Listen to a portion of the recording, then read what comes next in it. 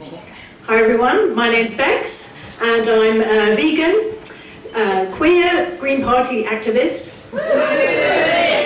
So I have up to three ways of making every family dinner really quite awkward. So, welcome to Portslade everyone, and in case you've come here from elsewhere, I think a few people have. If you're thinking, oh, it's a little bit edgy here, a little bit rough.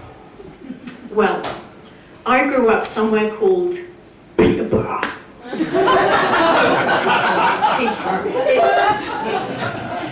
Now, Peterborough is the most criminal city in the whole of Cambridgeshire. There are just 2 cities in Cambridgeshire, but even so.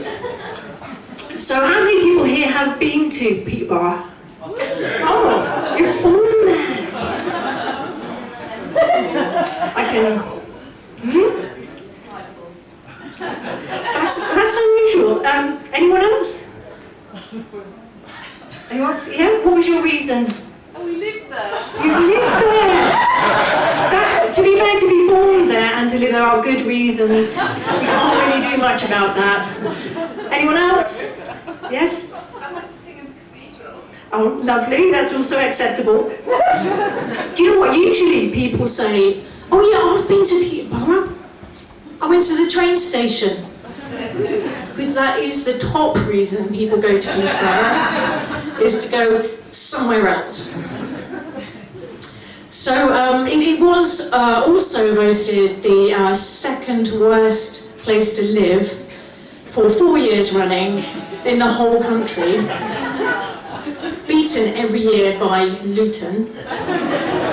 But I do think this is a little unfair, because Peterborough has some unique selling points. So the very first mini roundabout was invented there, a world first. And the mini roundabout, they're curious things, aren't they? No one quite knows who's going to move. Am I giving way to the bus? Is the motorbike going to give way to me? Are we all just waiting? Then everyone just goes over the top. In fact, if you go to the world's first mini roundabout in Peterborough and you go over the top, you have actually reached the highest point in Peterborough. I can tell we've got a knowledgeable audience here, because yes, it is in fact very flat. It is below sea level, the whole city. So when I grew up there in the 1970s, it was ideal really, because I loved doing giant underwater jigsaws. I loved ironing really damp clothes. I mean, there wasn't a lot to do. There weren't devices, were there? There weren't phones, and they've changed our brains, haven't they, these phones? They completely have. So if you take, a child now, Tori, first slide please, and this is evidence-based research. This is a child's brain now. Compare this to 1976 child's brain. So this is a longitudinal study.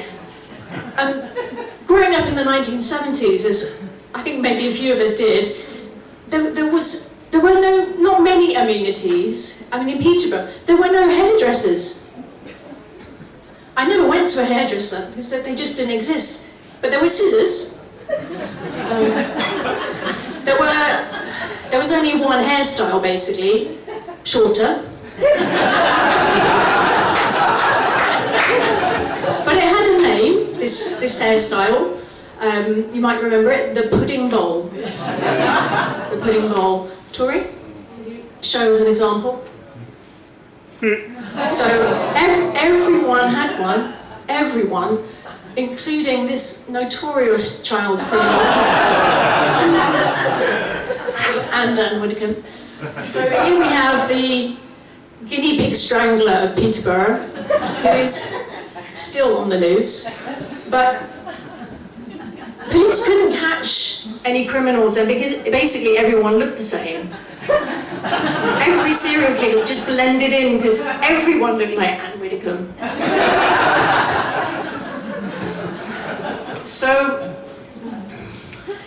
changed though, didn't it? In the 1980s, you had hairstyles, we had fashion, we had the perm.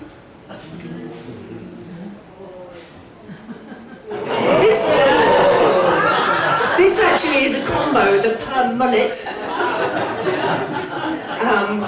And then we had the crimp puff, I think was it. Oh, no, sorry, the High Court judge.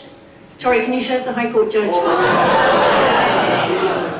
Absolutely unique. And as I mentioned earlier, the crimp puff.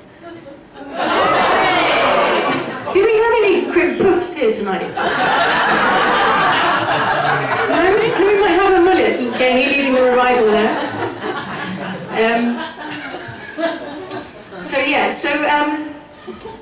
We also had shoulder pads in the 80s, another fashion innovation. So if you couldn't afford your own built-in shoulder pads, you could improvise, you could have stuff your pencil case under one shoulder, your pet cat under the other.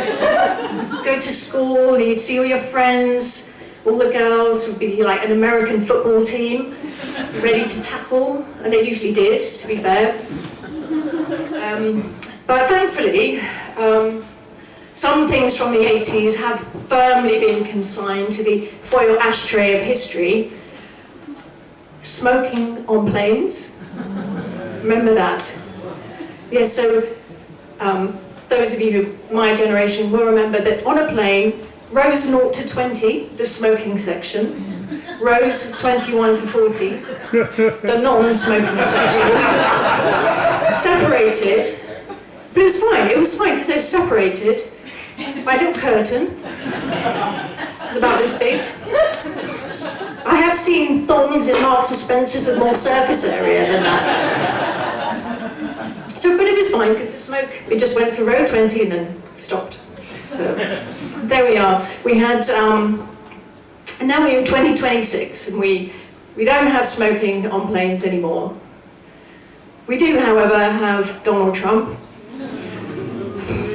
Poor Slade, I mean, really, how many more failed assassination attempts can we take? I don't know. My mother, who's 91 now, she has a saying I heard often throughout my childhood, and I think it really speaks to this moment. She would say, Rebecca, if a job is worth doing, it's worth doing properly. So I feel she would be an ideal contender for this role. She would get the job done. She'd have Trump sewn up, literally. And her generation, they're formidable, weren't they? They've been through war zones. I've seen the Marks and Spencer's food hall on a Tuesday lunchtime in Chichester. When that bargain trolley comes out, it's a fight to the death. So yeah, I wouldn't mess with my mother. Don't mess with me either, don't forget, I'm from Peterborough.